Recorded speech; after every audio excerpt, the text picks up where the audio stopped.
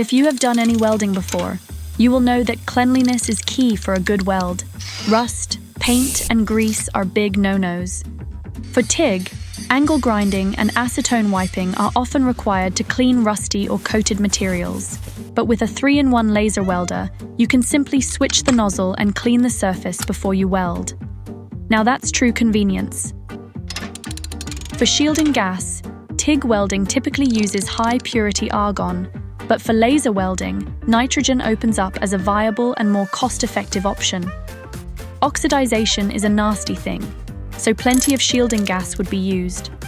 With the cost difference between argon and nitrogen almost tripled, switching to nitrogen with laser welding is basically saving money in the long run.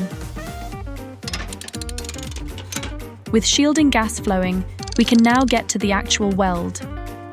With TIG welding, the position of the tungsten electrode is critical. If it's too close to the welding pool, you risk dipping it in. Too far away, and you risk discoloration and contamination. The speed of the weld is also important.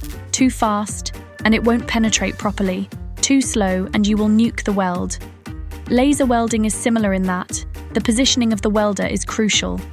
But once you have the 45-degree angle dialed in, the rest falls into place. Just maintain a constant speed, and you'll get great results. Simple yet outstanding. About the weld itself, there's a misconception that laser welding isn't as strong or penetrating as TIG, but the truth is, it's all about the right power output and angle. With the right setup, laser welding can be just as capable. Using improper power to weld is like hoping a 9mm pistol would penetrate the armor of a tank, a laughable argument.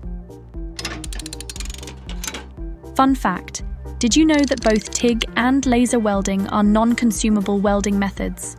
Without human error, a tungsten electrode or laser lens can last a long time. Just like dipped tungsten needs to be cut and grind, a cracked lens due to poor positioning needs to be replaced. Hope you enjoyed this video, and here's another video we made about laser cleaning.